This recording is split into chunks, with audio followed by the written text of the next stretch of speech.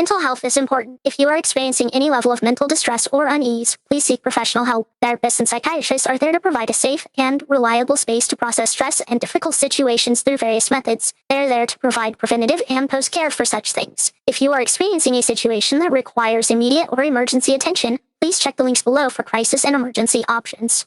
You can also find links below to charities that help children in need. Any help you can provide would be appreciated. Our social media, Ko-Fi, Throne, and Discord server are linked below as well. The Discord is a community gaming space with a completely optional section for Dungeons and Moogles. Alrighty. Tonight Star is not going to be joining us as she herself is going through something very difficult. We're all wishing the best for her in these times. I don't want to get into it. It's her personal stuff. But yeah, best wishes out to her. I'm going to actually message her after we end tonight to make sure how she's doing, of course.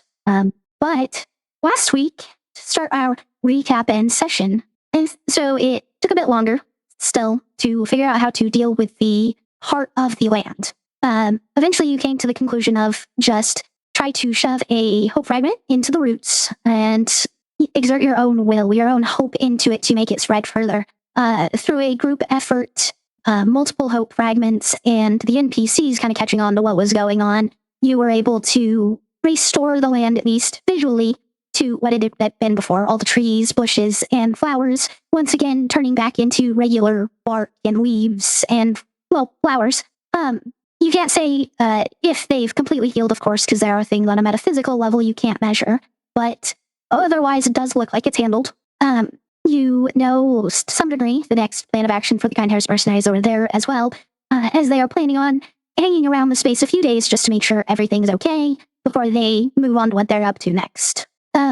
During your time resting and everything, because you basically took your first day of rest there, Geraldine went down into the catacombs to gather as much information as she could for Thulvatra from the corpses. In what she discovered, there is a conversation to be had with Pius as soon as he returns to being himself again, and there's an opportunity as she saw visions of a space not too far up the road from here where the soldiers of the past had seen visions of a massive tower of steel and glass, as well as a humanoid white fox standing in front of this building. Mm-hmm. From there, because of how absolutely exhausted Twilight was, being on 2 levels of exhaustion, you all decided to get a couple of covered wagons and several rings of fine steed. That way you could have things pull them as well, and you guys could rest during your travel period, so you didn't necessarily have to sit still to get your rest. You were able to get through days travel without much, but decided to kind of just cut it short without pushing the steeds too far. Pius, for your sake, those pics in the pics channel are what the steeds look like, which I will bring them up here on the stream as well, real quick, because each person kind of summoned their own. Tempest summoned a nightmare, a flaming hell horse, and where is it? David, what was the name of the one Geraldine summoned? The emaciated, undead-looking moose. Yes, Vraska or something like that. But just to make sure that I think I wrote it down here. Just to let me make sure. Sorry, guys. Sorry, no, it was the Skurra. Sorry, no Vraska. I was getting there. Okay. It's right. Yeah, an undead twisted moose / elk of quite big size, especially because it carried me. Yeah, and then Twilight summoned a Pegasus, which I don't have a picture for. I don't have a picture in here of what you summoned, or what Wrath summoned. What did he summon again? I thought I put a picture. It's just a giant lizard. Oh, that's right. I never saved it to my computer to put on the screen, I guess. Yeah, just a giant lizard. Let me save that and put it up on the stream for everybody, though, real quick. There we are. Yes, and that's the 4th of them. I need to do a big stretch, though, real quick, because Gab redeemed it. Oh, God. Oh, I'm cracking. Jesus Christ. Okay, big stretch done. So you all set up camp, of course, at the end of the night. Geraldine working on engraving things into a skull she had collected from a boar previously that you've been using as rations along the way as well. Pius, you are in sentry mode right outside of the keep. As you come back, you're not sure exactly why the change of location at the moment, but everything seems to be neutral. Wrath, you were asleep upstairs. Twilight was asleep upstairs. And Tempest, having difficulty sleeping, began to hear things in the distance, what sounded like combat. So she snuck away, trying to make sure she didn't wake anybody up or notify anyone of what was going on.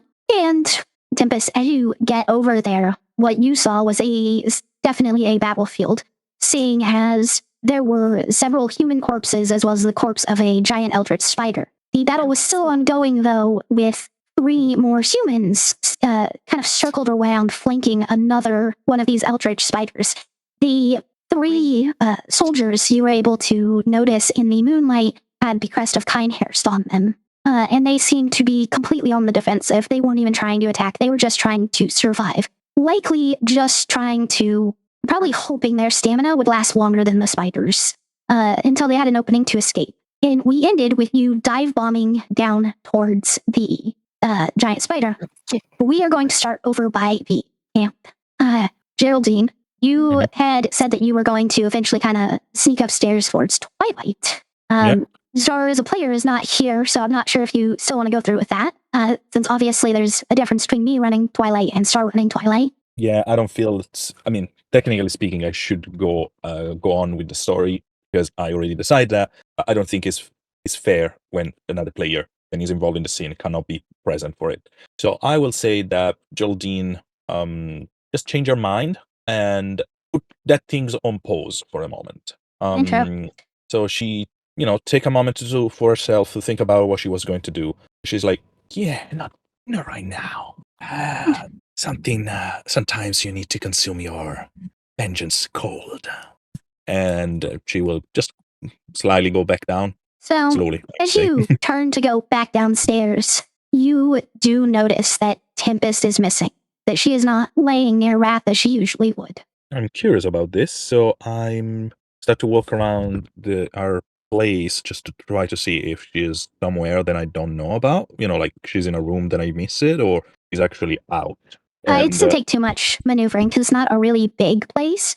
As you finish searching everything, the captain's where he should be, Twilight's where she should be, Pius is where he should be. The hermit is in his own space as well, and there's just no Tempest here.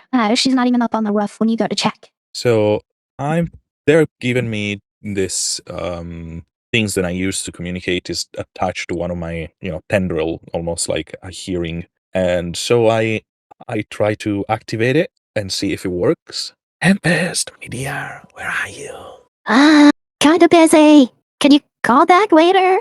I don't answer.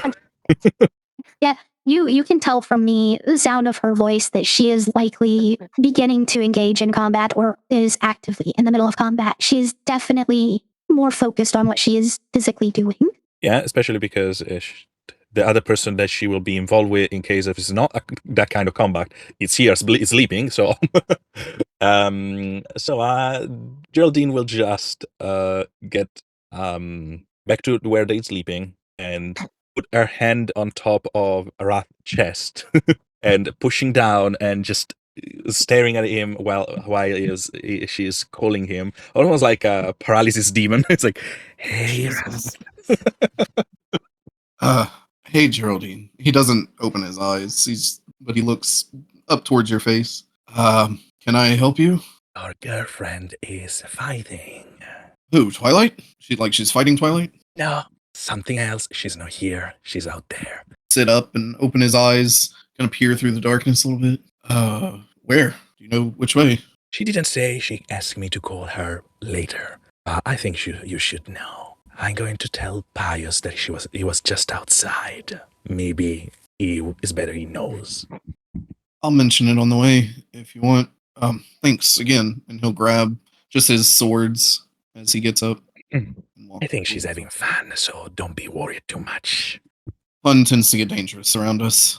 I know. And I will, stand up, crack my neck, and just walk outside to get to Pius and to see if I can find Tempest tracks. Okay. Pius, you are coming back to as Wrath and Geraldine are heading outside, kind of near you at the moment. It's the middle of the night, so this is the only thing that's really weird at the moment is why are they coming out when they should be asleep? And Wrath and Geraldine, you see as Pius's light shift from that green back to their normal light blue. Oh, you're back to yourself again. Yes. I think Um, something is the discombobulator system just keeps.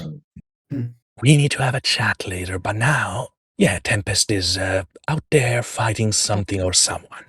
So we should find her. Oh, we're going to fight? Okay, I'm ready. While this And conversation is happening, Wrath is sending a message. Which direction do I need to go? Tempest. in the I don't know meantime, what Geraldine is direction she went investigating. from the place. Sorry. East. We'll just say east. If east, if you can. Wrath will turn. Either of you know which way east is? I point into the direction of east. This way, then. Twice you have a compass as well, so we're very well versed on which direction north is, as well as the Looks others. at his wrist. And I, in the meantime, we are walking. I go, "You have been on a ship for years, and you don't recognize direction, But at night, especially at night. Look at the star. it's too cloudy for all of that. Bit faster ways. You rely too much on our navigator." What speed are you all? I'm assuming you're moving that direction as you're talking, but what speed are you hauling it as fast as you can, or kind of just leisurely walking? I mean, I think we start to establish the direction, and after that, I'm going to literally go into running mode. Yeah, I'm doing the same. I can go 190 feet around. Okay. And Pius, you would notice as you're coming around the side of the building, there is a series of mounts, all of the ones that were summoned, just kind of posted up on the side of the building. You assume every one of them is going to be faster than you. Oh, those look nice. Can I use one? Take it. Okay. Which one to choose? Pegasus can get the most direct line since it can go above the trees. You wouldn't have to maneuver around things. Whereas the nightmare or the I keep forgetting the name of it. The undead elk would likely be faster in actual speed. Take the undead elk then. Okay. it's going to be really weird because this thing just looks like it's going to fall apart at every moment, and you are a massive mechanical being that is just going to be on top of it. I'm just expecting the skura just falling apart like Like a dry bones from Mario. like Jesus. but he will not because he's an undead. All right. And they stay together. Perfect. Then we will move over to Tempest with the actual combat now that we have an idea of how long it's going to take everyone to get there. So, Tempest, you are swooping in and making an attack on it immediately? While I was in the middle of focusing on them, I was gonna try to drop down on like the back of its neck, full weight, full speed, just to say a nice little hello to it. Okay. There's an image of it up on the screen for everybody. All right, so you're just kind of trying to get its attention by dropping on its back full weight. Yup. Okay. Roll a persuasion, intimidation, or deception, your choice, really. No, that's not what I expected. What were my options? Persuasion, deception, or intimidation. Persuasion it is. Persuasion it is. Yeah, I would say that is more than enough to fully get its attention directed towards you. With this first action, as you kind of slam into it, roll 5d6 as well for some dead damage as you slam into it. I should have the stat block up and ready. Where the heck is it? There it is. Ooh, low damage. These are some interesting rolls you're making me do. Yeah. And I was I'm prepared for an possibly attack roll. misunderstanding. I mean, you're gonna be able to successfully land on top of it without an issue. Honestly. Like if you were going for your scythe or something, that would require a little bit more precision. But just slamming into it, not really. There. I think in my own head it was implied that the scythe is what would make first contact on the landing. That did not come through in my mind.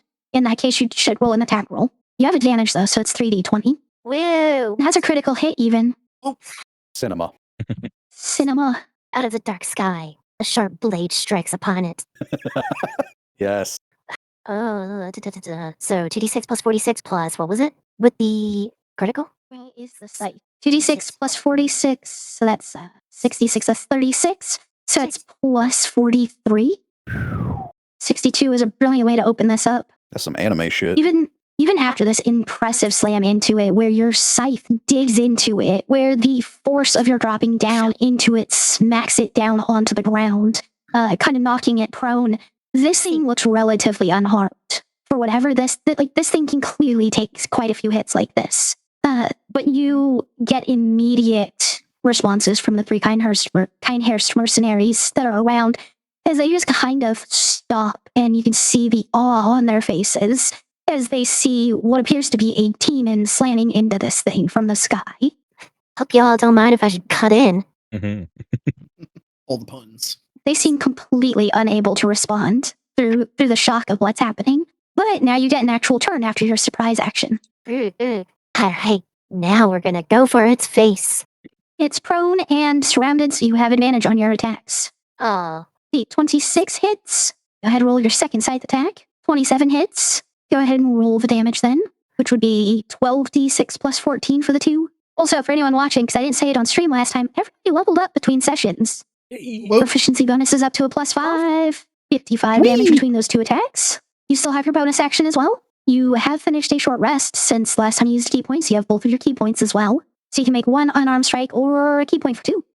do I have I forget if I have a disengage ability. Yes, you could also spend a key point to disengage. Step of the wind. As much as I want to hit it again, I kind of want to disengage off this thing, kind of land where the mercenaries are. Currently, they're still surrounding it. So there's the spider, you're on Oh. top of it, and then on like 3 different sides, there's a mercenary. Well, shoot, we're going for the unarmored then. Unarmed. I'm gonna kick it in the face. Then try to squish it like a bug. Basically. That one's still 3d20, right? Yes, still 3d20 because you still have advantage. Oh, you know what? I don't think I actually did any justice to the size of this creature. It is a gargantuan. This thing is like 30 feet by 30 feet in width and length. It stands like 20 feet tall off the ground when it's actually standing. We've talked bigger. 32. 32 hits.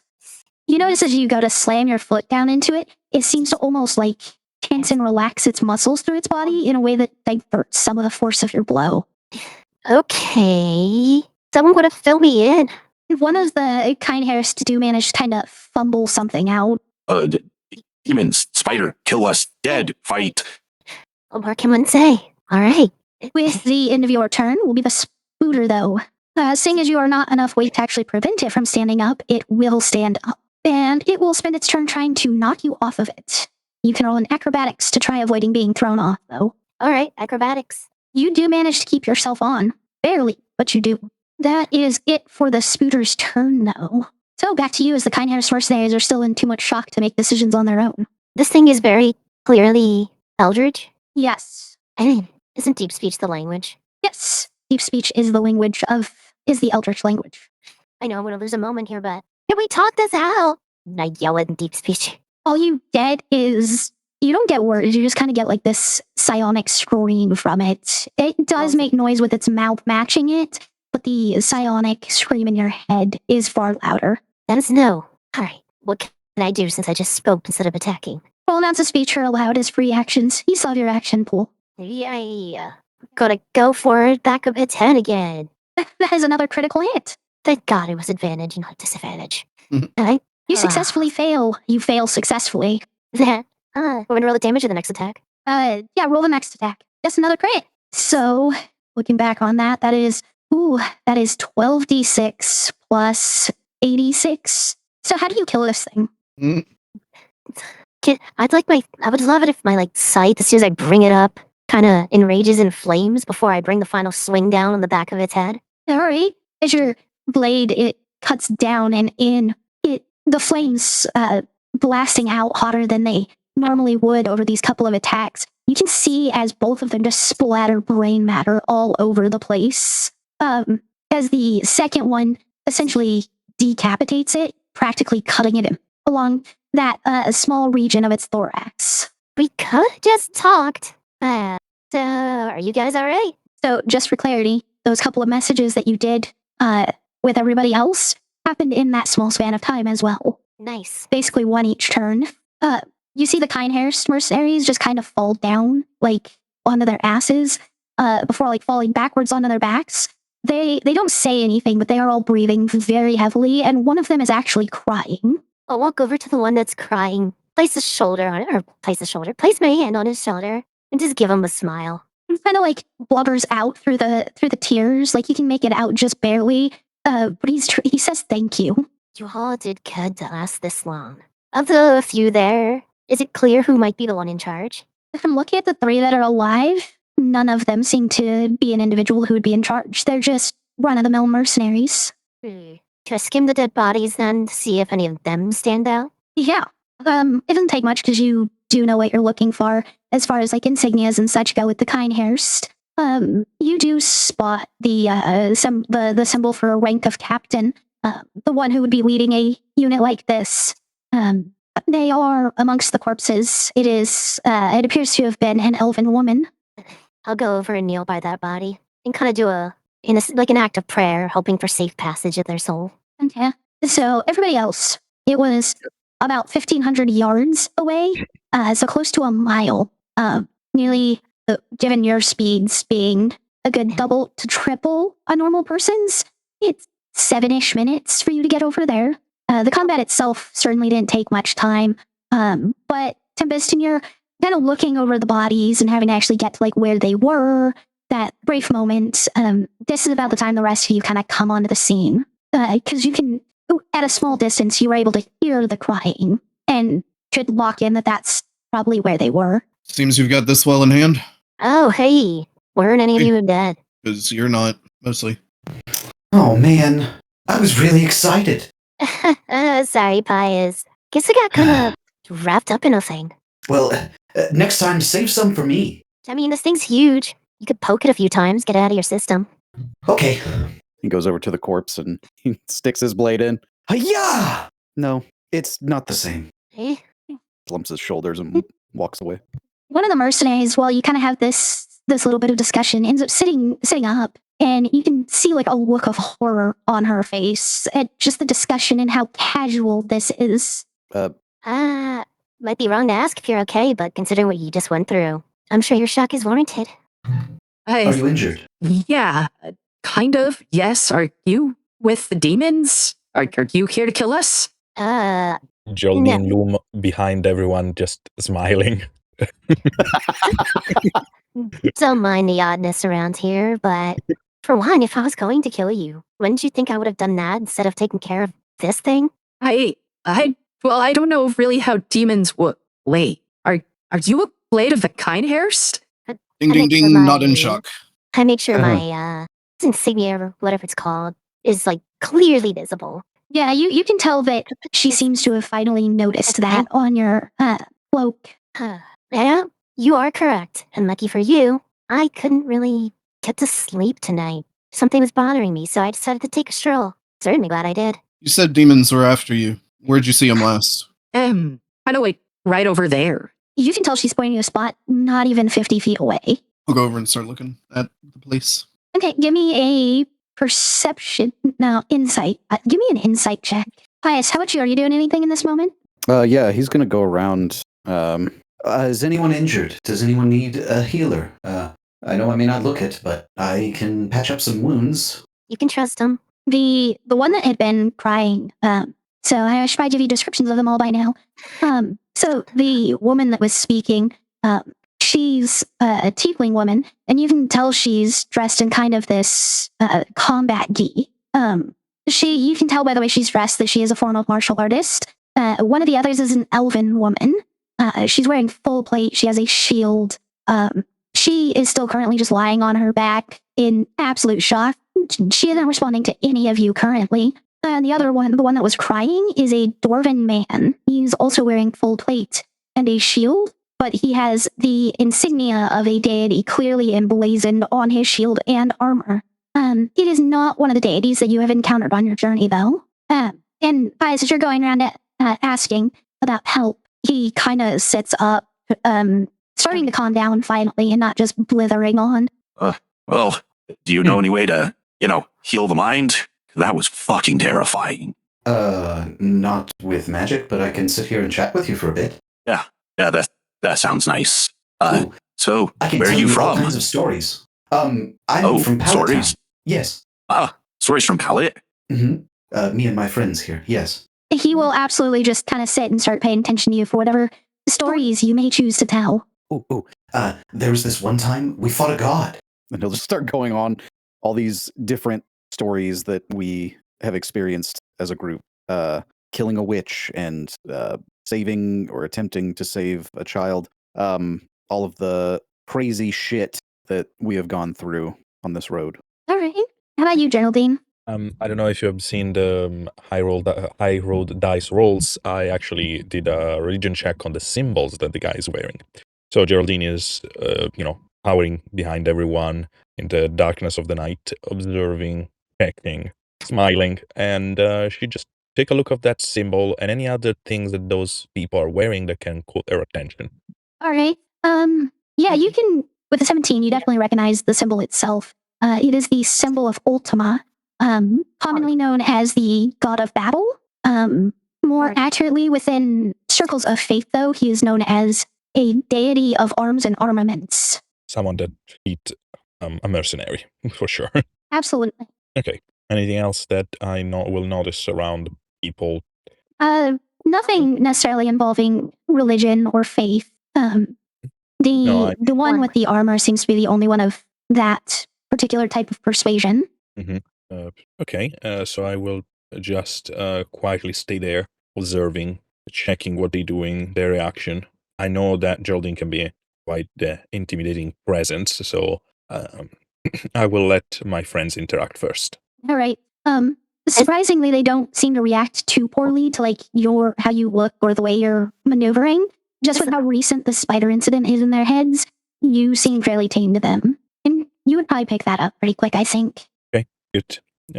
So when he seems a little bit more friendly and accepting my presence there and etc., I will just move to one of them and gently ask, "So, Keinherst mercenaries, what brings you here?"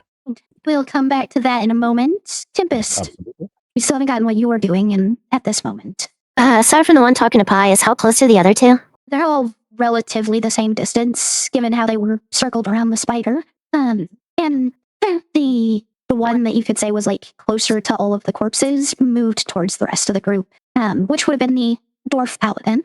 Did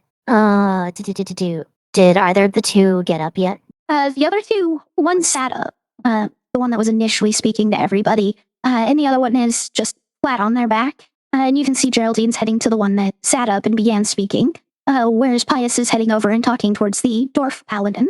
Okay, and the one on their back's the one that's been quiet this whole time? Yes. I'm gonna walk over to that one and just extend a hand out to help them up. Okay. They accept it very shakily. Like, they are legitimately in shock right now. Their whole body is shaking. You've seen this before. This is the shock that comes from your first real battle. I want to pull something out of the snack bag for this person. What you end up pulling out is this large cream puff. Okay, here we go. Oh, how you're feeling is valid. I remember the first time I actually had to get serious in the field. Here, you made it through. So they reach out their shaking hands for the cream puff, and you can tell that they're calming down a little bit as you do so, and they whisper very, very, very quietly. My favorite. And back over to Wrath. What was the insight check? 22. 22. There are noticeable invisible signs around that area. You can see what looks like a pentagram that must have been burned into the ground because it's been cut through the snow, as if it just fire formed in that space and then dissipated. And the ground is burned and scorched slightly as well. There is only one of them. It is rather large as a whole, and in the center of it, there's a space that hasn't been burned that looks like a massive snake trail, as if a giant snake had been there. And you can also see not too far away from that is likely where the spiders first started when they appeared, indicating that they were summoned here. And these demons, did they leave at a certain point? So, Geraldine, the one that you've just asked this question to, it kind of tries to answer both of you, as you're both asking a question at the moment. Okay. There were reports of demons out in this area, and obviously we're out here trying to find potential issues on the high road, gather information, deal with them if we can. If not, maybe it can be sent along for stronger people, or even potentially given to the heroes that have been hired to take care of the high road. And well, yeah, we found a demon. That's for sure. It said something about we'll keep her forces small, destroy them after it summoned the spiders, and then just vanished. What do demons look like? It was like a giant snake woman, like the snake of a tail and the torso of a woman, and she had horns and 6 arms. Sheathed along her body were 6 massive scimitars, clearly all of them magical, and the armor she was wearing made her seem like some type of general in a military. Can I roll Arcana or Religion in order to see if I understand what kind of demon she's talking about? I mean, out of game I know about. I want to see if I know in game. You can roll either of them, your choice, for additional information, but you do recognize this is a description of a merle. That's a pretty easily identifiable demon. Okay, I'm going to roll Arcana. Can we all hear this? Yeah, because she was kind of shouting, trying to answer Wrath and Geraldine. So everybody can hear this. I'm staying where I'm at, but my eyes shift straight over to Wrath when she describes this thing. Anyway, my roll on Arcana was a 27. 27. So you've had access to hidden libraries and such before. And as far as the politics of the 9 hells, there's been some understanding and knowledge of them, as well as some of the shifts in power, who the demon lords themselves are. And oftentimes, some of their generals will be known and written in these books as well. This seems to be, from what you've read, General Zethia, the top-ranking general and kind of right hand of Pazuzu. Although he is not a demon lord, his power easily rivals or outmatches most demon lords. General Zethia, you say? Yes, Zethya. Okay, Zethia. Okay, perfect. Oh, Pazuzu. Okay, I will take that information. For now, I keep it for myself. I will share it with the rest of my team later on. I smile in my very weird and intimidatory way as usual. And I just thank the girl. Very useful information. Now, you were talking about the heroes of they're taking the road. Did you know anything about them? Just that they were heroes who all retired in the town of Pallet at some point. The governor of Pallet, Governor Oak, and Lord Keinherst had worked out a deal to get those heroes to travel the road and help deal with at least the biggest problems along the way. I mean, they were renowned individuals. I don't necessarily know who they were, though. Yes, fair. And I gave a look to the rest of the team. Wrath will just give a subtle nod, but he's looking at Tempest when he does it. Did you see where these demons fled to? They just vanished in flames. Maybe they went back to the hells. I don't know. Well, if we have a minute, I'm going to try to find out, I guess. And he'll dig in his bag for a scroll of scrying. Okay. As you're digging around in your bag, Pius, you would have, heard about, the heroes of the Highroad. That you would have heard the description of the demon that had summoned these spiders. Are you pausing in your storytelling, which at the moment would still be on the first story of Spiritonus and the battle you had with him? Yeah, he'll pause about right before the climax of the story. You're edging him, bro? Yes. Build suspense. He kind of looks over. Oh, you mean us? You get an overwhelming, very loud response from all 3 of them at the same time of just, what the fuck? They are talking about us, right? That's what it sounded like. Heroes patrolling the road, making sure it's safe. I mean, that's what we're doing. Yes, it is. So it must be us. Oh my god. Okay, that makes your story about fighting Spiritones a lot more believable. Holy shit. Is everything okay? I mean, I know it was a cool story and all, but I think we're all just a bit overwhelmed. First, very powerful and apparently high-ranking demon appears, summons these infernal eldritch creatures. The 3 of us only survived because we happen to be equipped to defend ourselves better than everybody else. And now we're not only talking to a blade of the Keinherst, which there's only 7 people that have that rank in the world, but there's the heroes from Pallet here too. That's just a lot to process. Sounds like an exciting night. would you like an autograph? Oh, Pius. What? They seem infatuated. The 3rd one who's halfway through eating that cream puff, and there's little bits of it on their face. It speaks as, I think we all just need a good night's sleep. honestly. Oh, okay. Could be worth some Yeah. money someday. Just saying. Don't mind him. We have a camp set up not too far away. I'd suggest staying over there for the time being. The three of them kind of nod and start standing up. The one with the cream puff is also finishing eating that. They kind of speed up the pace that they're eating it at so that they're not trying to walk and eat. So, as you're all heading back over to the camp, did Mhm. any of you want to split off to private discussion with each other, try to discuss with each other with the mercenaries there, or were you just going to wait until you get back to the camp? Wrath stayed behind because he was in the middle of a 10-minute spell. Fair enough. Geraldine Uh, also stay close to Wrath, but the reason is because she's sharing the information about Zethia Pazuzu that she has. Okay. That does put a whole third option on the table for everyone as a whole. Do you want to hang back and wait for Wrath before heading back to King? Yeah, I feel like Pius would. Hang If back, you that three is. would be willing to wait for a bit, we just want to finish verifying things here. Okay, yeah, that's reasonable.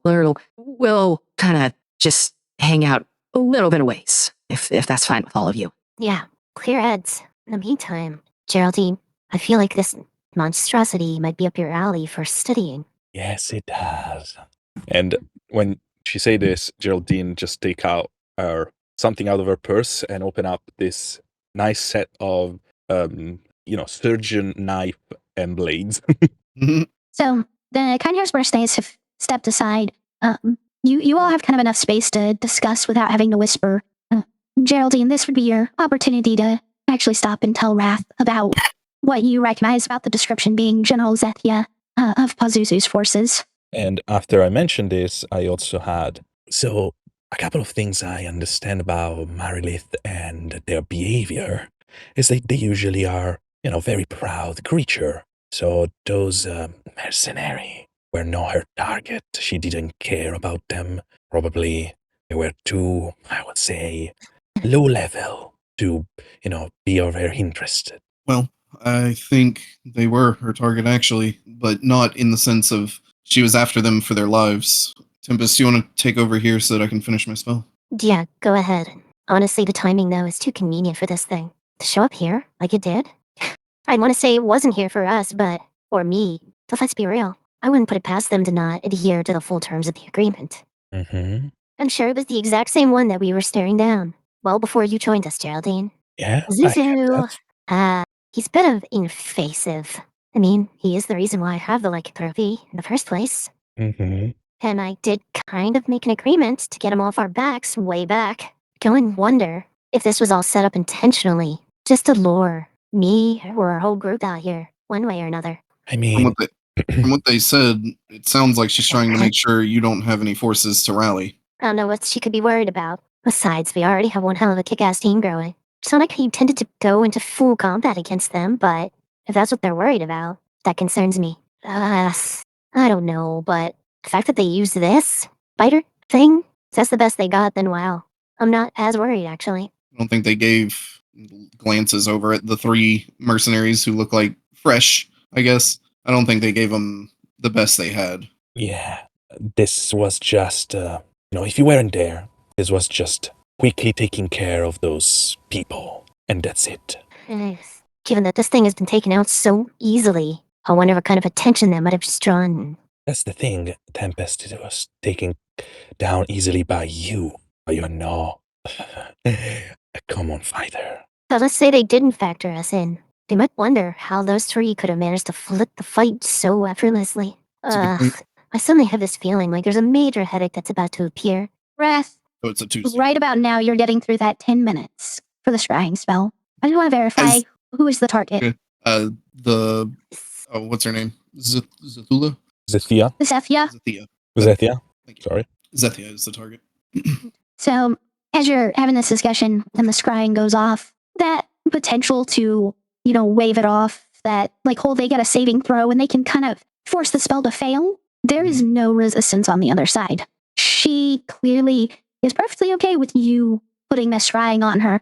And the way it initially pivots itself, you're kind of seeing her backside, and you can see about 100 feet in front of her yourself. Well, seems we have guests. What do you mean, Wrath? Why are you sweating? I don't And there's sweat. the headache. Oh, I think the light just caught your scales. Weird. So, Rack, is the scrying still there? Like, as soon as you recognize this fact, the scrying following her, she doesn't like rush in or necessarily position herself aggressively, but she comes straight towards all of you and she announces herself before she actually gets all the way up on you guys. Well. I didn't actually expect to see all of you here. Unfortunate, but not a problem. So what was all this? You could always pretend you never saw us and just go. I don't think Pazuzu would appreciate if I kept secrets from him. But the terms of our agreement still stand. We won't harm you or your allies, and you won't get in our way. Then what do you Those call ju- this? Just because they work for the same military organization doesn't make them your allies. And how would you know? A magical pact will let you know if you're breaking its terms. Rat's like well, biting his lip.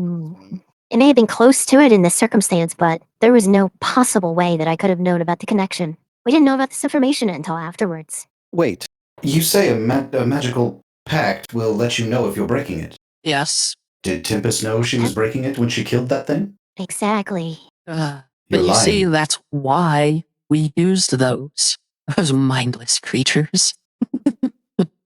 Summoning monsters can be so fun sometimes. So there is no harm here, then. Why are you here? No, it wouldn't do if I didn't make sure the job was done. Besides, I enjoy hearing the screams of weaklings as they die. You're pathetic. Using loopholes to make sure that Tempest doesn't have any allies for any kind of resistance to you and your ilk. Come now. When you made that pact, you knew exactly what was going on. You did everything you could to avoid every possible loophole. Your demons will find a way. Like I said, pathetic. As it stands, there's nothing in any way, shape, or form that I can do to take care of this. Sounds like you're just trying to be a little extra for no reason whatsoever. Well, as your new friend there pointed out, we Mariliths do tend to be quite proud. I nod. And even amongst my kind, I am superior. Of There's no need course to you are. brag. Usually your boss like to corrupt mortals, especially innocent and honest one. What's your angle here? Are those the kind of mortals you are trying to corrupt, or they're just meat for the meat grinder? You may not have the full context of what's coming, or our magical pact, so I will try to keep it brief. There's war on the horizon between angels and demons, and we will be fighting for all of Maluviette, for control. And of course, Guess you mean you'll Pazuzu be dying intends for to be it. at the top.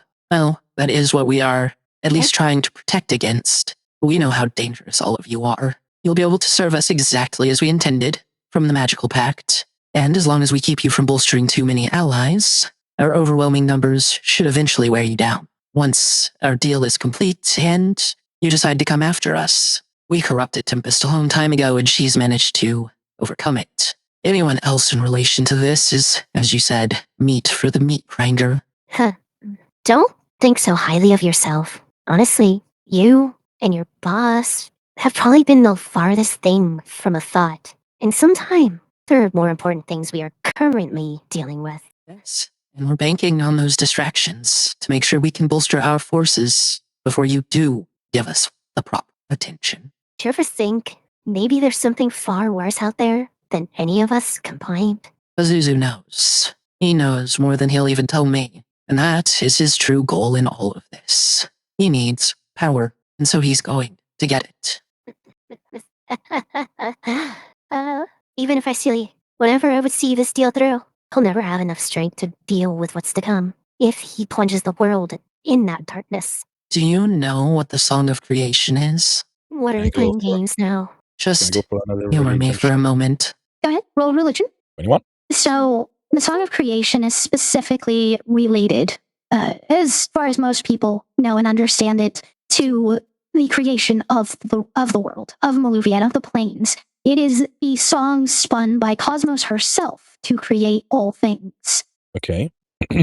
So is the first song what literally just created and gave it the first spark? That's what I'm getting. Yes. And I'm guessing, actually, and I'm guessing you guys are trying to take over it, or even sing the song of annihilation, the total opposite of it. That was Pazuzu's goal at the time, but in learning more about it, he learned of the threat that truly could annihilate all of us without any effort at all. Do you think something like that can be sealed away in a cage with simple magics? How do you think the bars were brought into existence? So you are telling us that the Song of Creation will be your unmaking? No. The Song of Creation is what built the prison that seals away the truest threat to us all. And my lord understands that a rise to divinity, well, he may get lucky and survive the next time this threat is freed, or he may have to become one of the bars himself. I looked around. So admirable of him. Huh. Come now. You can't sow pain and hatred through the world if there is no world. Only an absolute lunatic would want to see it ended. There's so many lunatic in the world. But yeah, you're right. So I'm guessing Pazuzu is kind of proposing some sort of alliance. We already have our alliance secured with the magical pact on Tempest. But that's also only going to last until, well, she dies or the archangels do. We want to make sure we're prepared for if you decide you're coming after us. Pazuzu also wants to ensure he can get the power he needs to rise to godhood. Sounds like he's actually concerned that I could be a threat in the future. I'm flattered. Come now. You really think I'm stupid enough to not see the threat all of you pose? A group, each one, with a seed of divinity growing inside of them? Do you even know what you're talking about? I think you've been out here in the cold for a bit too long. I'm not sure if this is just a moment of stupidity for you or not. It may be you're trying to mess with me. But Lord Pazuzu was the one that told you all about the seeds of divinity in the first place.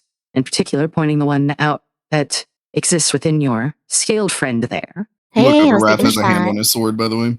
Ugh, I feel that energy. I took a shot. I was hoping. Not exactly entertaining to, converse with such a sadist on this night. Well, I'd say after this discussion, I can pretty much guarantee those insufferable humans over there are your allies at this point. So, you don't want to discuss with me any further? I'll return to Lord Pazuzu and give him a full report about what happened here. Don't forget to tell him he sucks. I'll be sure to let him know how you all feel. Whether now or in the future. We should kill her now. It will be useless. With Just say the word.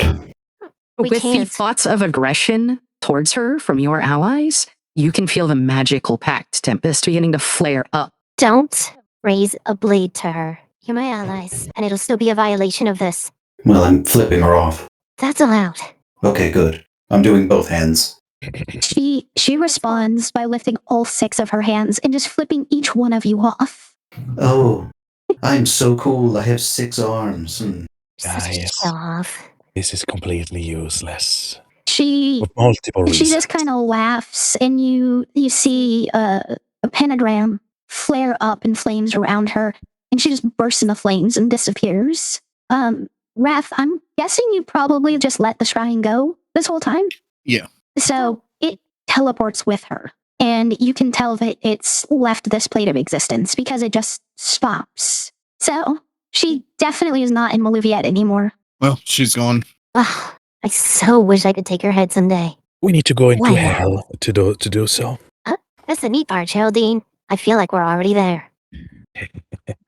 Unfortunately, this is not a real plane of existence. When you kill a demon, they will just reappear where they come from. So what you're saying is we can kill her more than once. Yeah, Actually and she true. will get back to us stronger and stronger every time because she learned our pattern, our behavior, and etc., etc. So I would say, Oh.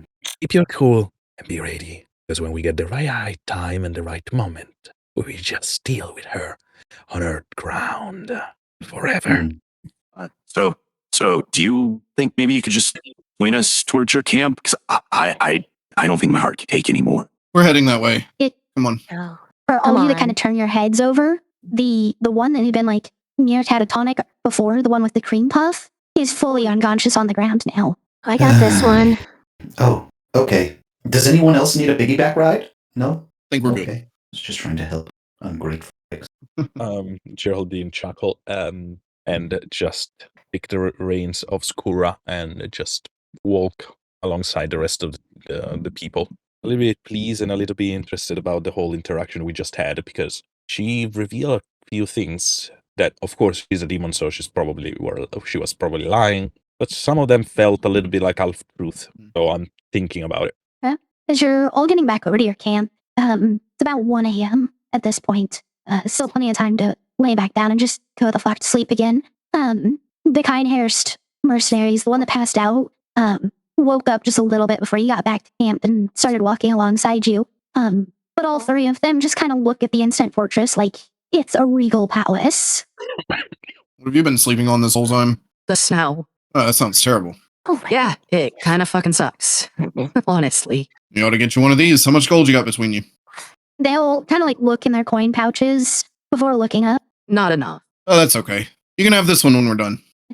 So in response, the dwarf, he like starts to cry out from joy again. He's pretty emotional, isn't he? Hey, we shouldn't pass out like this one. Was that not the same one? No, the one that passed out was a different one. The dwarf, that elven woman is the one that passed out. Gotcha. I'll tell you what, we've got this one pretty well set up. Maybe I'll just get a different one. Hey, Patches. Yes, Wrath? One instant fortress, please. Your wish is my command. What rarity is an instant fortress? Pretty sure that's what I was looking for. I'm pretty sure it's uncommon. Sorry. Where is it? No, it is rare. Where? That would be 2,500 gold. Okay. And He I'll makes the deal quickly turn with you and to- he just heads away. I'll turn to them and hold out the small cube that it is. There you go. For next time. The tiefling monk approaches. Thank you. You've all done so much for us in a span of like an hour. I don't think any of us realize that joining an actual military in any capacity would be this intense. Mercenary life definitely never was. What did you think joining the military would be like? Well, I don't think I can speak for the others, but I expected a little bit more padding, cushiness. I mean, being on payroll instead of pay as you do seems like a pretty glamorous option. Of course, technically, we're still only mercenaries, just hired for the long haul. It's Right. not all glimmer and glamour. I mean, 99% of what I currently possess is stuff that I found and sold. Yeah, being a mercenary, getting to just take on jobs, you at least more or less know what you're looking at. I think that's the biggest, most jarring part of this for me. I figured they'd at least have enough sense to send us on jobs that they thought we had some capacity to complete. Because there's no way the higher-ups didn't know how dangerous these demons are. I knew. He always knew. Yeah, well, seeing as our captain's dead, 3 of us just went missing, the Keinherst probably wouldn't care. I think I'm gonna just walk away from this job. Why don't we talk more about this in the morning? It's late, and we should just all rest up a bit. Fair enough. Forgive us if we sleep a little late. Even just being on the stone floor of one of these is gonna be a major improvement. Not to mention, after what we just went through, I think we're all a bit exhausted. You 3 are the last ones that need an excuse for sleeping in. I'm gonna go take this one in as y'all get yourself situated. She nods and kind of waves to the other two, as they head just a small distance away to set up the instant fortress you gave them. Are y'all heading straight back to bed? Wrath will stay up for a little while. Geraldine doesn't sleep, so I will get back to my vault to decorate it and try to finish it. Plus, we got distracted. Geraldine wanted to also take some part of the spider. I don't know if we had time for it, but you let me know. Yeah, we can essentially retcon and say you're doing it like as the discussions and the scrying spell were being done. You could have like not necessarily precisioned things, but like if you wanted to take a whole leg, you could have cut off like a couple of those. The I'm more eyes, you could have interested- probably just popped those out. More interested to take, maybe a leg or two and the head. And hair. Head's pretty big, so you likely would have had to kind of dragged it along. Mhm. The Skura absolutely could have assisted with that to make sure you could have dragged it back because it's too big for a bag of holding. At least not while it's intact. So No, of course. And yeah, that's what I'm doing. I am going to, put those stuff on the Skura and just make sure that I get it with me. And when I get, when we got back, I will start to clean it. So by the time I finish, everything that is soft inside is going to be removed, and I have only the exoskeleton and the carapace of it. yeah, you would have time before everyone actually wakes up to like clean it and cut it the way you want it to. So, Pious, haven't heard anything about what you want to do. Sorry, did you say pious? Yes, Pious. Okay. Yeah, it cut out a little bit. Pious is just going to probably keep a closer eye on our new friends. Just Okay. not in a weird way, but just because it seems like that attack was personal, so he's going to stay a little closer to them as he enters Sentry. Okay. Tempest, how about you? Since Wrath clearly is going to be staying up a little bit longer, you can tell that. Before walking inside, roleplay is alright here, right? Yeah, absolutely. Before walking inside, I'll stop by Wrath, place a hand on his shoulder, on his shoulder or arm. What do you do? He says they're cowards. Yeah, they're just nothing but cowardly nuisances. And I hate having to be so tied up in their shit. These people that we've saved, they can't help you. No, as much as I'd love to actually have their help in all of this, they're not bred for this type of combat, this environment. I don't get it though. Why join the military? It's not some kind of fabulous career. You have to know what you're getting into a little bit. You really would put it Whereas- past the Keinherst to tell them the truth? I mean, the horrors of war are widespread. It doesn't matter what you're fighting. War is war. Who knows? Maybe they thought the riches would be good. Just the name would bear weight. Whatever it was, they might have thought that they would have had a much more prosperous life as an outcome. Dreaming, but not actively knowing just how horrifying this road can be. Yes. Just don't rely on any of them, yeah. No, I feel like if we pull them into this, we'd be doing nothing more than setting them up for their deaths. I don't want to deal with that on my conscience. But regardless, we can't make true, final, 100% decisions yet. We'll talk more once they have risen, and then we'll go sorry. from there. Keep an eye out for a little while. I'm sure we all appreciate that. I was not prepared for tonight anyway, and it's starting to catch up to me. I'm gonna go lay down. Don't know if I'll sleep, but I need to really think about what just happened. Yeah, get some rest. And I'll do. Rich will give you a kiss and then run inside. All right. So, Wrath, you're staying up, but what are you doing? He tries to keep watch for a little bit, but gets irritated with the stillness of it all. So he ends up getting up and just going through different like martial arts forms that he's learned from Tempest and the lot. He'll take like a full watch before going to bed. Okay. Finish typing what I needed to type. So, having your sleep interrupted, you end up going a bit longer until you guys get through your night. It's about 7 a.m. when you all wake up in the morning. Twilight is just completely out still, though. She definitely needed sleep. You all gain the benefits of a short rest if you want to roll some hit dice. None to roll. Was there any point that we were healed to full? Because I'm at 45 hit points right now. No. We have done a lot without a full heal. Okay, I will take short rest. I am hurting. I'm hurting quite badly. All right. Just gotta let me know how many hit dice you're rolling. Those A white lot ears of are them. all D8s. Yeah, I'm probably gonna roll. It's 8 times 8, 64. That's right. It's the D8 plus your Constitution mod for each one. Yeah, I'm missing 121 health. I just want to make sure that I don't overuse. Just remember, a long rest only gets you half the hit dice back. Fuck. Well, I guess I could use. Okay, I'll use five of my warlock hit dice, and then 3 of the cleric. So I'm using 8 total. Okay. Just want to make sure I'm looking good. You said con mod to each roll, right? Yep. So that would be con mod times 8 since you're rolling 8 of them. Okay, so that would be. Man, I suck at math. 46. 8 times 6. What is that? 64 is 8 times 8. So No, 8d8 plus 64. 48. Okay. No, I have a +6 to my con though. Oh, never mind. Why did I? Okay, you're Yeah. never mind. Yeah, 48. okay.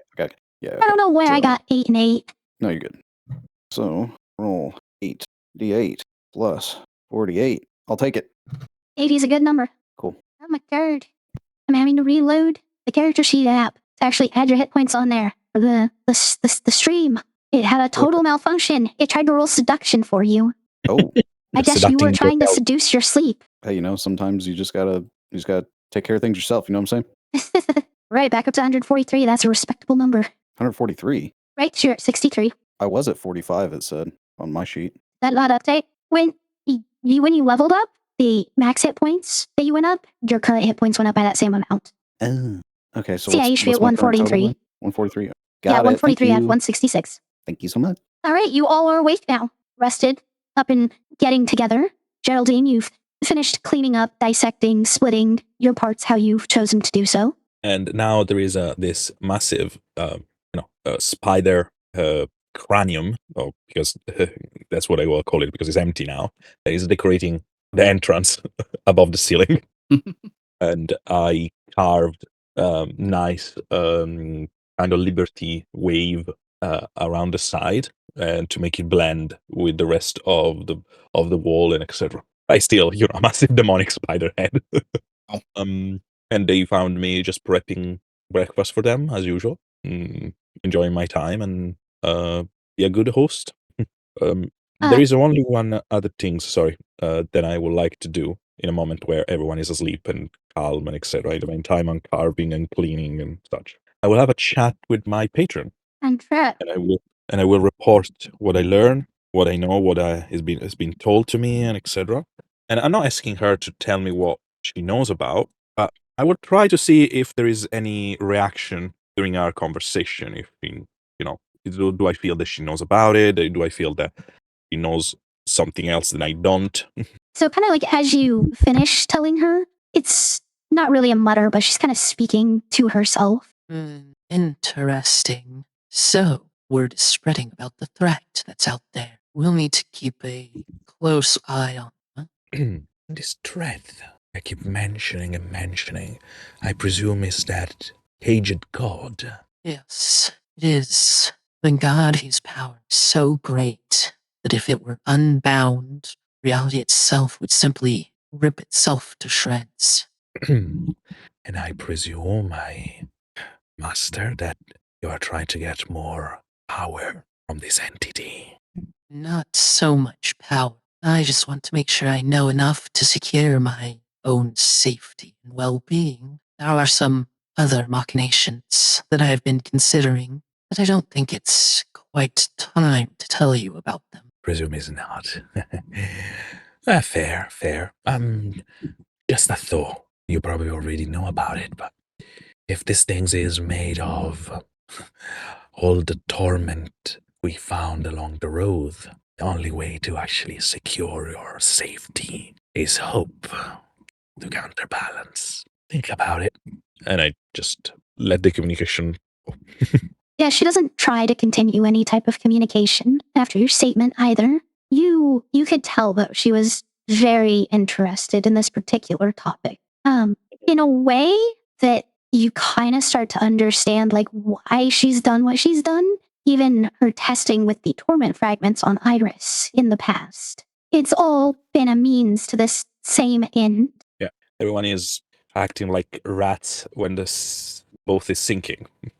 Oh, that's an interesting information because there is something that scares so much people in such higher position, and apparently, from my point of view, my companion, because I don't have this spark of divinity, at least that's what Geraldine think about herself. My companion are on the path to reach a position that will, help the world or in a way or another, save it or undoing it. So I also understand why she wanted me to follow them. But I thought all about these things in the meantime. I'm chopping onions, preparing bacon. Geraldine's got this nice place, this nice school affixed to the wall. She is preparing breakfast for everybody. What about everybody else? It smells so good. Is there enough for everybody? Because if there is, I know they're going to still be asleep, but I'll take some food over to them. Just have it kind of covered up until they wake up. Pius is running some diagnostics on his back to see if there's a way that the captain can somehow add 4 more arms to him. If the captain wakes up, is there any way to add another 4 arms? Okay, General Grievous. You took that personally. Yeah, that was an extra big flip off, so Pius is going to rip off all of her extra limbs with his own 6 limbs. That's his dream, anyway. Okay. How about Rat? Rat's gonna go check on Twilight first. Seeing her still alive and breathing comes to the group. We should probably hang out for a day or so, or maybe just until we're all feeling better. Twilight doesn't look like she's in any condition to move. So, guys, I was having a chat. We're going to be here for quite a while, so why we don't just share some information? Don't make it get cold, Pius. I melted a little bit of metal here for you. Oh, thank you so much. Is it in a plate or a bowl? It's in a cup. He's going to sip it with his pinky out then. Molten mocha. Oh. This is probably the first time that you've ever, drank metal. This is probably a really interesting experience for you. This is kind of nice. I never thought about doing this. This is so revolutionary. Go straight into the circle, right? I wonder what it will create. Listen, it was just a couple of silver plates and etc. Oh, Low heat, melted down, easy to do it. If we got a proper, I will say, a forge one day, we can actually do something more interesting. It's I'm funny you excited. say that. We do have a forge. It's on Captain, actually. Ooh. Are you sure you're not about to just sort of like burn your insides, however? He looks down. Pius, your systems and registers do show that your body temperature has increased about 20-ish degrees. Well, unfortunately, I think you may be right. It's probably not something I should do a lot in one sitting. It's like us drinking boiling water. I don't think we should do it at all in one sitting. That's a fair point. It was quite this is tasty. more like You just should hot try. Oh, tea. never mind. Yeah, anyway, that is the reason I use silver. Low temperature. It doesn't need a high degree to, melt. Anyway, that's not the point for this discussion.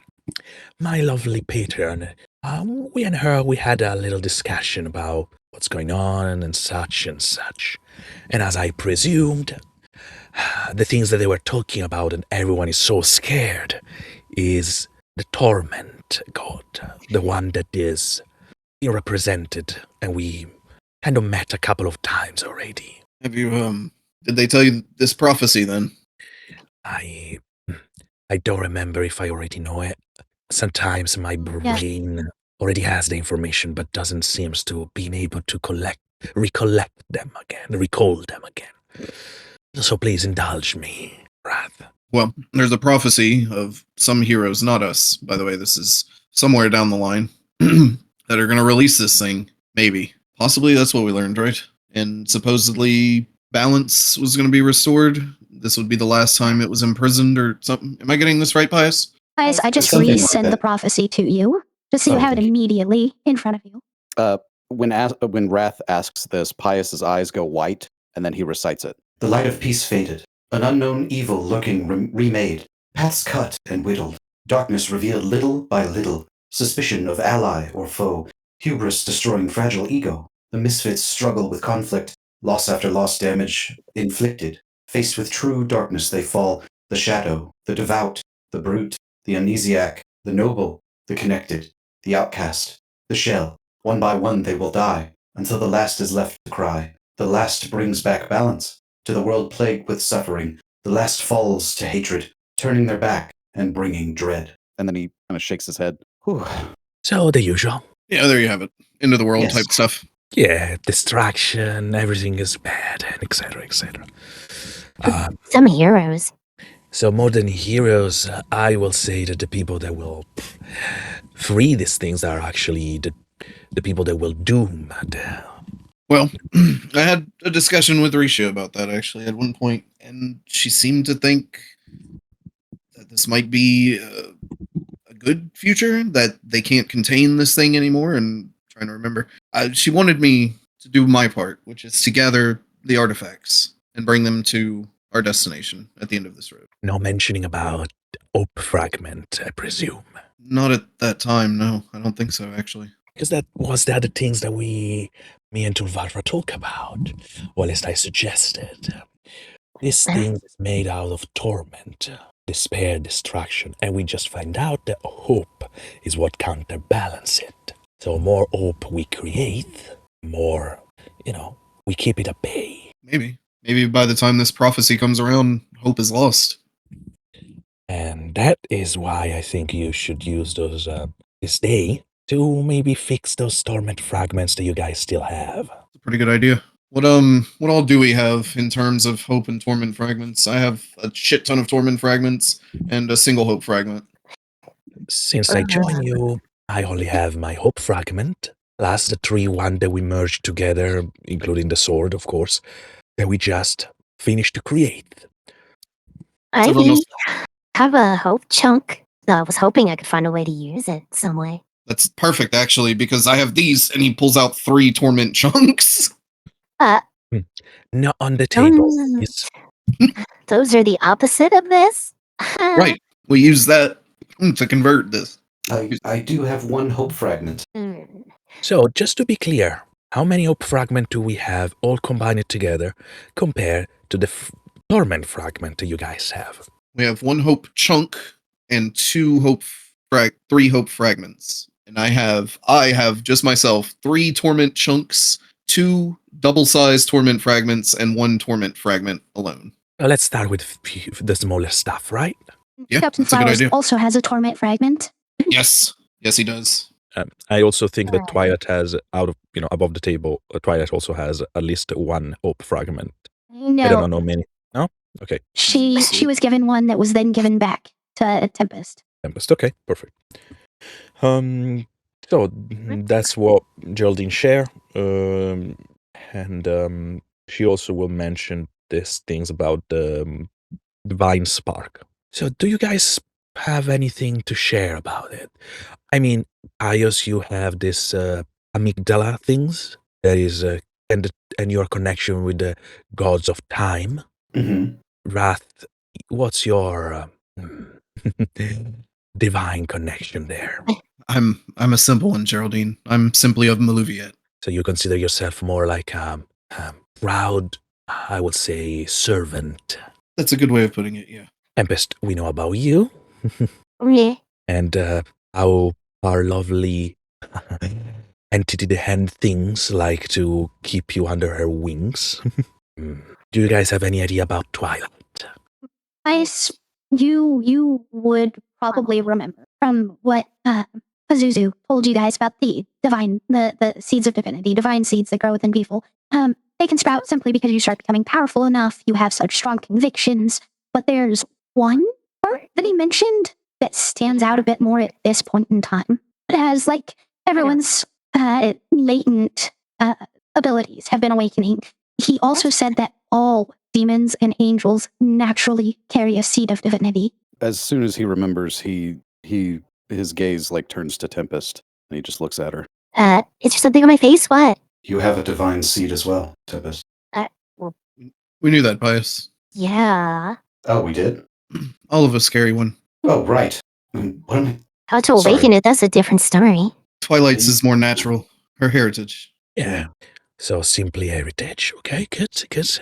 We just need to find a way to, like you say, Tempest, awaken them.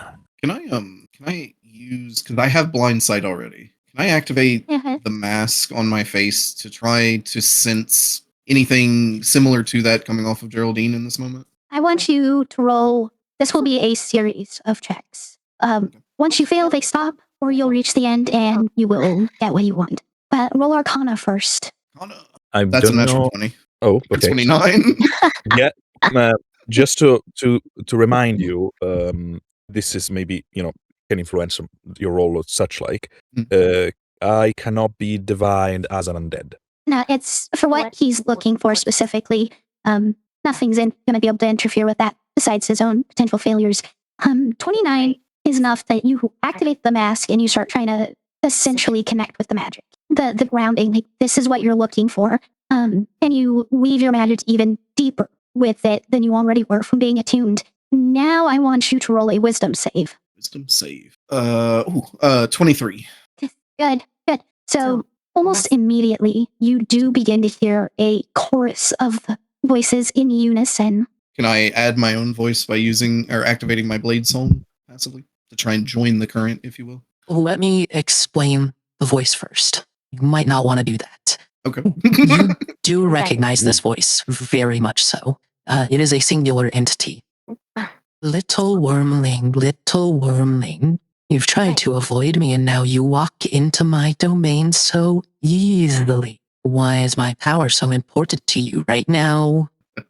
Wrath is smiling, probably, visibly. Seems I was mistaken twice. It's not your power I seek, it's that of Geraldine's. Are you leeching? Then I'll consider it a favor owed. Now I want you to roll a perception check as you're able to keep Tiamat from taking control of you. Okay, 16. It's not clear, it's foggy, but you do see a divine presence somewhere deep within her, but it also doesn't seem like it's hers, as if her soul is mixed with another. Release the effects whenever I see that. Sorry, bit of a headache. Geraldine just smiled, and she doesn't know what you did, so. What were we talking about? Oh, the hope fragments. Yeah, and divine spark, divine seeds. But that's not the problem right now. So, I cannot help much in the matter with those torment thingy. I don't feel like I have a lot of hope to spare. Anyway, everything that I can do to, make your skills get a little bit more precise, to tune it perfectly like you want, I will be here. In the meantime, guys, heat up or like your strength. And to quote a very, very old fairy tale, happy though, they will make you fly. We should definitely start with the smaller ones, though. That was a good idea. Use the bigger ones to convert the smaller ones and then build ourselves a mass. Right, so Tempest, with food ready, you're gonna go take a few plates over to the Keinherst first. Yeah, probably go place it beside them while they're sleeping. That way, not close enough they can roll over in it, but it'll be there when they wake up. Okay. Is there any more discussion that you want to have over the course of eating? Since eating should not happen at the same time as the hope to torment attempts. I said that backwards. The torment to hope attempts. Okay. Yeah, you're all able to get through your meal just fine. It is a tasty meal. All right, well, let's do this, yeah? You have that hope chunk? My hope chunk? Yeah. Yeah. I was hoping to be able to use this thing, but... We are going to use it. What do you mean? Alright, let's do it. I mean, you'll still have it afterwards. It'll be bigger, Fair. actually. Don't need it too big. But besides we the have a point, let's choice. do what we gotta do. Yeah. Right. I'll go and snatch the one off of Captain's ring, I think he had it on, or necklace. No, it's like a little waist charm. I'll go snatch it off. Start with this one. I'll hold the chunk in my one hand and have my hand open for the other one. My other hand open for it. Raph will set it down in front of us and grab your hand and hold his hand out for someone else to take it. Come on, we should all be a part of this, including you, Geraldine. You've hope yet to give. Geraldine would, join, but she's not very sure that what you're saying is correct. But what she's going to do is to use her, I would say, her cantrips to give you a little bit of guidance and her knowledge of what she learned so far. I justified it, like this. I know I've been studying those things for a while now, and I see how they act and react. So I will kind of to literally guide you into the right direction. All right. Right. So you all take each other's hands, and Tempest, you have the hope chunk in one and the torment fragment, the lucky charm that Captain has had for decades, in the other. And as you start trying to concentrate on it, you can feel the torment, of course, trying to worm its way into your mind, but it's weak compared to the hope chunk in your other hand, and the most you get are whispers of your own thoughts, saying that you're weak. You've always been weak. One thing after another, you survive by the skin of your teeth or your allies, saving you. What thought do you have to push that down? A specific woman? It doesn't necessarily have to be a specific moment in your life, just some counterpoint. I think of the moment the previous night where I was able to save them on my own the other night, the other mercenaries. The concept of always needing help. Nah. That thought brings you like a sense of pride almost, because like you can remember your younger days especially where something like that would have probably scared you to death, but you just rushed in and you obliterated that thing. And it all happens really quickly, like in a matter of like 5 seconds, where you see the torment light in one hand kind of sweeping up her arm before the hope chunk just illuminates and shoots through her body, and the torment fragment turns into a hope fragment. You good? Piece of cake. Where's the next one? Slide the next one over. I could do this all day. If you need to change out, just let one of us know. I am gonna activate my blade song for this, just to add to her sense of calm, I guess, just the noise of it. Okay. Also, I don't know who found those guys, but I think we should rotate among us to avoid people getting consumed by the stress of doing this. Yeah, if it's ever too much, someone else can pick it up, or we can wait. I'll do the next one. Tempest? Huh? Do you want Pius to do the next one? I mean, if he wants to. Like, I'm legitimately 100% okay. I trust you, my dear. It's just a suggestion, not a command. Okay. Next up, shift. I guess the one I was holding? Oh, no. All of mine are big. Someone else put one. We did have another single torment fragment, not double sized or anything. Okay. All right, Pius, it's your turn. Okay. This is also, your first time trying to go through this process. So I want you to roll a wisdom save. It is a DC 15. You have advantage and add 1d4. Oh, okay. I'm not even sure if you can fail at that point, honestly. I'd have to roll in that one, I think. Where am I going? There we go. Forgot the advantage. Sorry, you're probably not gonna need it, but if you think you need it, I'm going to give you my guidance. I think they got the D4 already. Yeah, 1d4. Yep. 33. You smashed that DC. You almost don't even notice as the negative energy of it kind of tries to creep its way up, but you do hear a whisper in your own voice in your head. You've hurt so many people, so many. I know you won't do it on accident next time. Because I am that pious. That pious died a long time ago. I would never. I've saved more than I've killed. I'm better now. Despite the fact that you know you were responsible for tens of thousands of deaths, and you can't even come close to that number for people you know you've saved, the statement resonates with you so deeply that you have saved far more than you've killed. And just like with Tempest, that torment energy begins to creep up one arm before the hope fragment just illuminates and shoots across your body to the other side, turning it into a hope fragment. You good? See? Yes. I'm fine. It's not so hard, is it, Pius? It depends. I'm okay, though. Should we pass it along, then? Yes. I think we should all take the burden for this. No, that sounded weird. I didn't mean it to sound like it was a horrible thing. You know what I'm trying to say.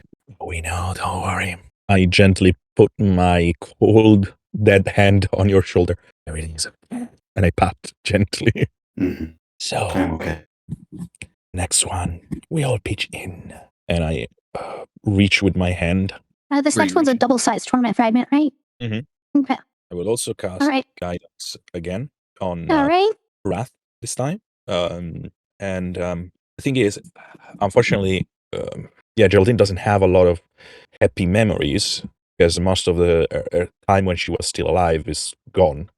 Tulvatra took it. So she just thinks about the moment where she feels satisfied and she's, when she finally cracked a puzzle or when she discovers new things. Those are the moments that excite her, that make her feel happy.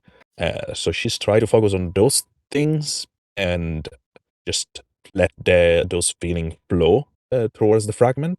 Okay. So, Wrath, that means you're the next one up then, right? Yeah, I think so. Okay. So, same thing, wisdom save with advantage plus the d4. Because at least working with them in the way you are now isn't how you did it before. So it's still kind of new the way you're doing this. With a D4. Get out of the way, dice.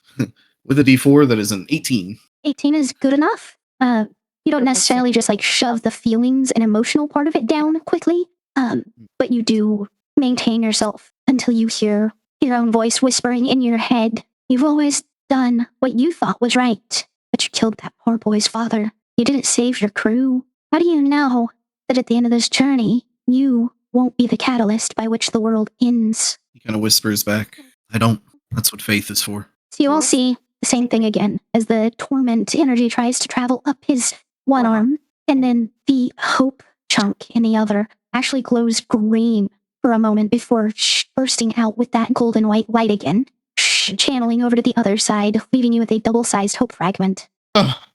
Y'all think that's easy? Yes. Maybe it comes with experience. You got this.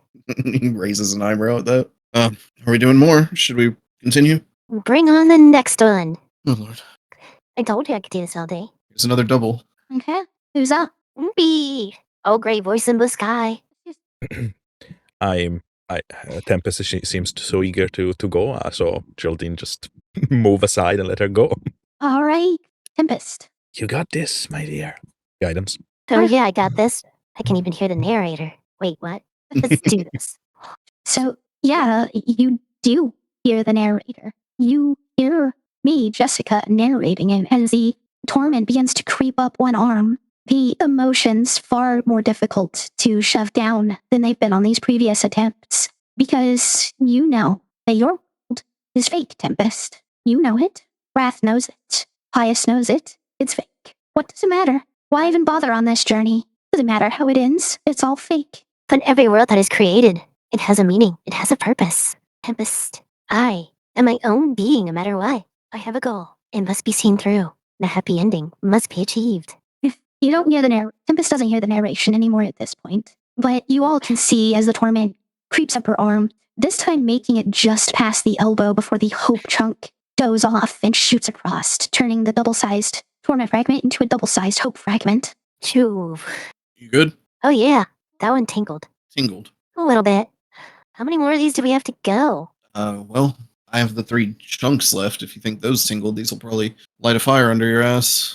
Okay, guys. What do we have for the hopes? Yeah, why don't we collect all the hope we just created together and let this kind of flow through us, recharge us? Because it's true, we are creating hope right now, like a battery. We need hope to survive. So if I've kept track correctly, we should have 2 single-sized hope fragments, one of which is the captain's lucky charm, 3 double-sized hope fragments, and the hope chunk, correct? Yeah, I believe so. Combine the fragments into a double, and then combine the 4 doubles. I will present you with a moral conundrum. The captain is unconscious, and this lucky charm, as you've seen on this journey, but especially Wrath Pious, you know that this is something he carried for 20 years in pallet, and had for decades before that. This should definitely go back on it. Fair enough. I can totally respect that, considering. All right, how are you putting them all together? I mean, let's just put all the double ones together and make a larger one out of them. Sounds like a plan. Yeah. So, especially if you all are still like holding hands and kind of working together to do this, it's negligible in difficulty. Leaving you with since it's 3 doubles, that would be 6. That would be a 1.2 times size hope chunk. So that's bigger than these torment chunks. We could use it. Yeah, you have one hope chunk of 1.2 times size, and 1 hope fragment currently. Use multiple of them. I'm not sure.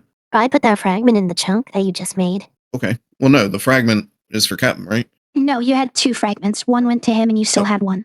Yep. Sorry, forgot this one. Okay. It's a 1.4 times sized hope chunk now. Well, we can use both of these to start turning those if we feel like we're ready for it. Looks at Geraldine. Yes. Stare. You want me to try? I mean, after all this talk about, taking a break or just letting energy build up again. Yeah. Do you object to continuing, or should we stop? Depending how you feel, guys. What I was suggesting is to make sure that the good energy keep flowing. That's it. Above the table, there's no mechanical bonus on this. It's just for, roleplay flavor. Yeah. Especially because we are dealing with a lot of, torment. We're gonna be here for a few days. We can take it bit by bit. Maybe we do 1 a day. We just stop with where we're at now and do 1 chunk a day until we're ready to go. I think that would be wise. Good. Like More when people disagreements. don't rush into things. And I just gently pat Tempest head. Yeah. So, rest up, everyone. We did good. More good energy for everyone. And I presume that this didn't happen, in like 5 to 10 minutes. We spent some hours doing this. Not hours, but since you all woke up about 7, it'd probably be about like 8:45 right now between breakfast and then this. It was somewhere around an hour. The effects of the hope and torment fragments, like after preparing yourselves before actually like touching them to do it, was the longest part. The actual torment shooting up and the hope happened within like 30 seconds each time. Incredibly taxing for that short of a period of time. But you guys can hear the Keinherst mercenaries seem to be up and about. The exclamations about, oh, food, excitement and the such. I'm gonna go check on them in the meantime. And if there's still food, maybe steal some bacon too on the way out. One last piece. There's one last piece that got missed. Mine. Okay, so Tempest is gonna go check on them. How about everybody else? If they allow me to, I will collect the hope fragment and there where we are. I'm just going to study them, look at their colors, look at, if there is any veins and etc. etc. If there is, just studying them. So I'm going to spend some hours taking notes and see what I feel touching them, such things like this. Experimentation that doesn't alter anything, just more observation of them. Yeah.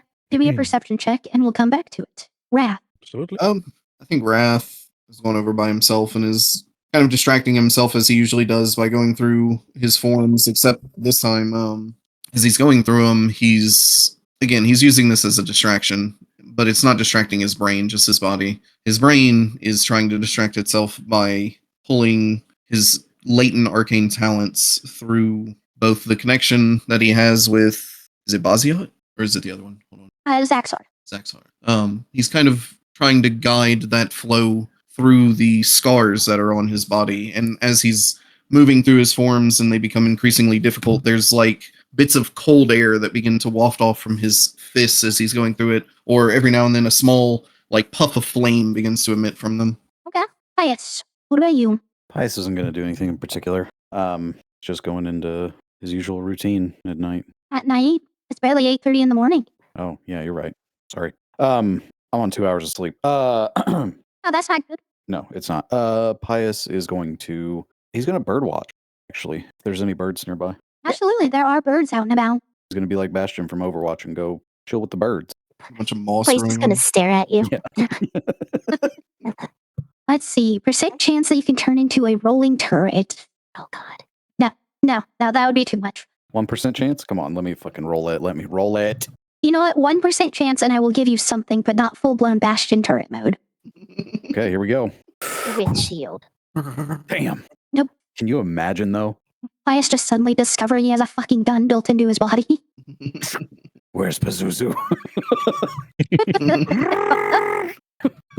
All right, Tempest. So as you enter, you can see all three of them. They're all sitting there enjoying their breakfast. They don't notice you enter at first, though. Of course not. I'm stealthy. We'll see how long it takes them to notice. But I'll just walk up to them and pull something out of the snack bag for each of them. So while you're kind of preparing to do this, you're standing there waiting to see if they notice you. But you can tell that their conversation's gotten a little bit serious. I said I was just gonna abandon the job, but do you think we should go back and get that emergency stash of scrolls of sending at least? Send back something at least to the lieutenant to let him know that our unit encountered problems? I mean, you could still abandon, but, I think I'm going to probably stick with it. It'll probably take a while before they put me with a new unit, so it gives me extra time to consider at least, so I could be the one who reports back about the fall of our unit. Fair. I don't know. Seems kind of cowardly to me to just run off like that. I should at least stand firm on my own survival. Dishonorable discharge would still be better than running away in fear, I think. Fuck that. Fear? Running away in it? Come on, you can't really think that this is normal, fighting shit like that. We expected to come out here and face off with, some monsters, sure, scouting, getting information, not getting attacked by something fucking summoned from the nine hells. This is not what we signed up for. Well, teach their own. We could at least go back and collect what we would need to communicate. After all, it's only supposed to be a couple days until the check-in with the lieutenant anyways. That gives each of us time to decide what we're going to do. We don't have to make a decision as a group. So, if that's what you want to do, then fine. Do it, Shael. The group kind of goes quiet in that moment, looking down at their half-eaten breakfast. I'll stay, assuming I'm leaning against the wall or something. I won't move, but I will speak up. So, who is the lieutenant exactly? They don't jump as you might expect. Their heads do kind of shoot over to you immediately, but there's not these massive responses the way a lot of their stuff was last night. It's Lieutenant Baronel Haltel. He's an Asimar. I don't know much about him. Usually the check-ins were just with the captain. It's not like he really needs to talk to us lowly grunts, after all. And do you think it'll be so simple? You just update them on what happened? Do you think that possibly there could be punishments? Reprimanding? The fact that most of your squad was probably wiped, your captain, and yet here you are? Well, from my understanding in the military, usually punishments do get divvied out, of course, to the people responsible. At the lowest ranks, but just as much their superiors get punished because they did a bad job in leading them. And our captain is dead. So, I mean, there may be punishments, but at least we'd be off this godforsaken road. Maybe a short sentence in prison, but I don't think it would be anything too severe. It's not like we ran. Smart way to look at it. But have you grown up in this environment? Like, do you really know how everything works in the dynamic of things? No, unfortunately not. That would be my biggest concern, and why we were just discussing it, and why I won't hold these two accountable to whatever decisions are made. Again, everyone's free to make their own decision on this right now. Yeah, I'm not all that familiar with the military. I mean, how I've just been in and out of prison most of my life. To be honest, it was this for 20 years. Did you notice the elven woman just doesn't speak at all? How much do you truly know when it comes to the Keinhersts? They're a bunch of thieving bastards. They're nobles. Everyone knows that the nobility are fucking shitty people. Honestly, we live our lives being servants or having to fucking stand behind a goddamn counter at a bar being ogled by men, or come out here and fucking die in combat against eldritch abominations, and they just sit on the damn thrones collecting our coin and taxes. I don't need to know anything else. They're fucking assholes. The tiefling and the dwarf just kind of sit there, nodding in agreement to what the elf says. I go up to kind of join the circle more, to complete the circle. I'd say you're right on the money. You know them all too well, considering how they treated me from the get-go. We have that common mindset of them above. Well, you're definitely more aware of how the military structure is. What do you think will happen if we report in? Most likely one of two things will happen. Either you'll get punished in some severe way, or humiliating, or just downright degrading, just purely because you didn't die alongside your captain, or you just simply weren't strong enough to finish the fight on your own. Or they might follow it up with asking you how you managed to come out of it unscathed despite what happened to everyone else. Of course, the other option, they just take what you say at face value, they accept it, and they just send you back out there, all carefree. Probably to the next mindless thing. Crazy, corrupt creatures. They'll give you half-truths, half information. They never truthfully prepare you for what's out there. They just roll the dice. You survive. Cool. Move on. You die. Well, that's just another piece that they can replace. Oh, they could get a mostly true story at least, if anyone who chooses to stay is willing to lie, or if all of us just decide to abandon this. The captain did have means to communicate, as we were discussing. You could simply call him, get whatever information you might think's useful from the operation, and report that the entire unit was slain. I doubt they'd come looking for us, right? Easily replaced pawns. We just head towards towards Pallet, honestly. Be a good place to start at least. Head out further into the Incendium Populous from there. As much as I'd want to do everything in my power to avoid interacting with anybody in that chain, that's a pretty decent, well-thought plan. I just have to grit my teeth through the resentment. You know, Deld, that sounds reasonable, but reporting that we were all slain? What about the 3 bodies that won't be there? How is she supposed to explain that? You see the dwarf just kind of put his chin in his hand, thinking. They're demons. Wouldn't be too far-fetched if some were dragged back through. I mean, those spiders are pretty big. They possibly could have eaten one of us, 2 of us, dragged hell.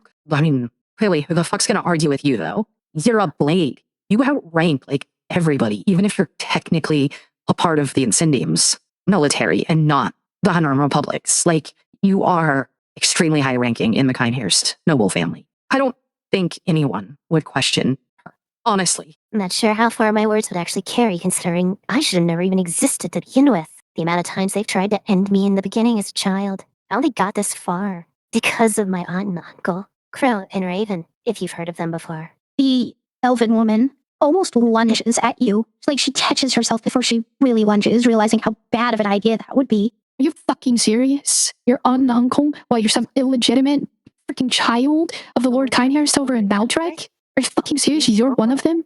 You're probably just gonna report everything we said. We're basically dead already. How the fuck can we trust you? Arthur's gonna kill me for this one.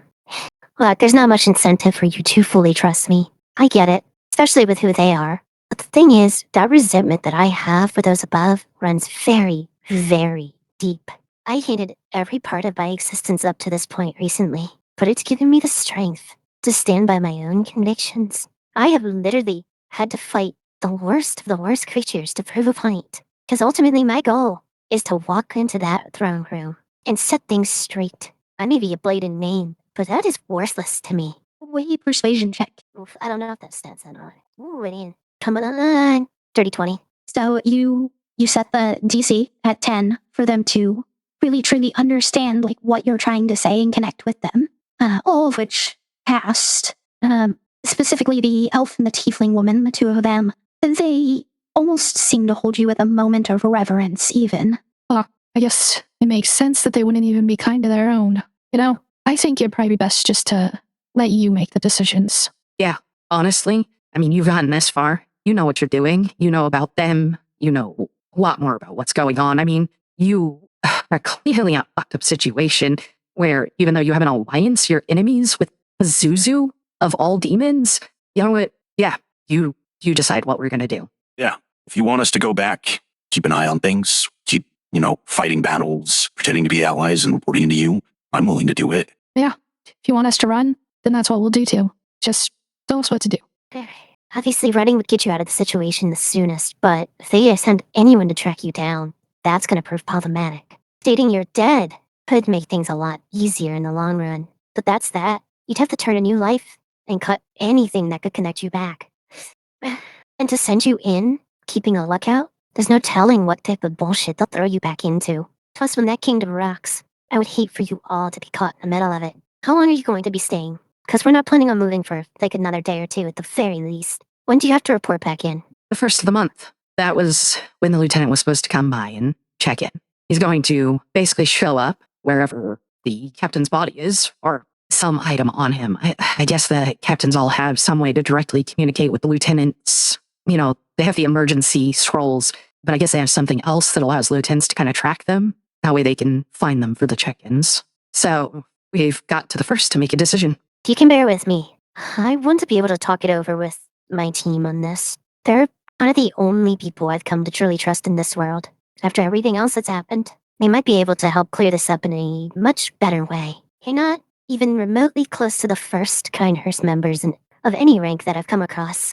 And every single one of us, or every single one of them, has chosen to help to some degree. But with each person that offers to help, the risk just grows more and more, and I'll have to live with whatever happens. I wouldn't take it too hard. They're choosing to follow you. It's not like a job or being conscripted and, instead of being punished or something. They're making a choice. You shouldn't put all the blame on yourself for whatever happens to them. They're doing what they want to do. And I think that's where the three of us sit. We want you to make that decision for us, and we'll happily follow your orders. But we've got a couple days, so no rush. Take your time. Talk to the rest of your friends. Figure it out. I do appreciate the patience. I'm glad to know you're a lot more level-headed. A few people that I've encountered before kind of had to fight them to prove my point. I don't want to have to go through that again. Level-headed. Have you not heard the stream of curse words coming out of her mouth this entire time? Screaming and yelling, and you call them level-headed. I had someone of a decent ranking tell me to my face that I had to kill them to prove my convictions. You don't know what I had to go through to get out of that. I will take yelling and swearing any day, even if it is first thing in the day. Fuck. Yeah, I think I'd rather take the giant spider. Honestly, that sounds fucking brutal to have gone through. Honestly, I'd take the spider over that experience. Oh my god. Alright. I do hope you all enjoy the breakfast. We have time, and I want to talk with my party about things. And we'll come to formulate a plot as soon as we can. Trying to get a plan put together. In the meantime, all of you reach into this bag. You see them reaching in one by one.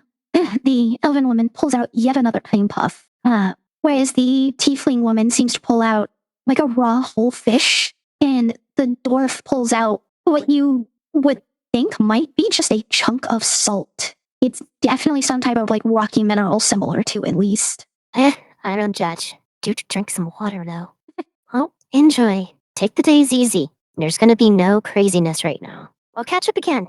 I head to the doorway, waving to them all. They all respond in some type of nonverbal fashion. Like one waves, another like nods their head, the other kind of like shakes their body in a really weird manner that if it weren't for the fact that you were raised around a bunch of tieflings, you wouldn't have known that was just a traditional tiefling way of saying goodbye. But you do notice that the dwarf is sprinkling what he pulled out of the bag on the food. Throw in that thing. Alrighty. Now to see what the party's up to. About a Guys, half what an are you hour's doing? passed when Tempest comes back. Okay, well, Pies is staring at birds. Nice. Yes, sorry. Shh. They're beautiful. You know Quay's building a nest on your head, right? His eyes kind of are the only thing that move up. Oh, You know, I make this look good. Well, you two play nice. Will do. And however it plays out, I'm gonna go look for Wrath or whoever I come across next. Wrath, were you inside the fortress doing your? No, he'd be outside. Okay. Yeah, he'd be the next one you'd come across then, Tempest. Oh. I'm gonna sneak my way in to see if he can react quick enough to block a strike.